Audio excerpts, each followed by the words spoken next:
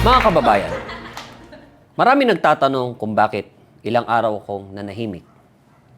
Ako ba'y naduwag, nagtago, natakot? Ngayon ay sasabihin ko na ang katotohanan. Hindi ako naduwag, hindi ako nagtago, at lalong hindi ako natakot. Dahil binuo ko ang bardagulan.com, ang solusyon sa matagal ng problema ng mga keyboard warriors at mga trolls. At mga taong gusto makipagbangayan pero ayaw naman managot sa utak nilang kulang sa maintenance. Dito sa bardagulan.com, hindi ka basta dadalang ng dada. Pumili ka ng side, red, blue o white. Panindigan mo.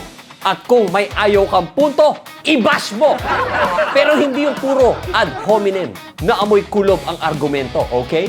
Dito, dapat may resibo. Hindi ito simpleng comment section. Hindi ito parking lot ng kabobohan. Arena ito ng opinion. May laban, may puntos, may reputasyon, may ranking. At oo, pwede kang umangat o mapahiya sa sarili mong logic. Ha-ha!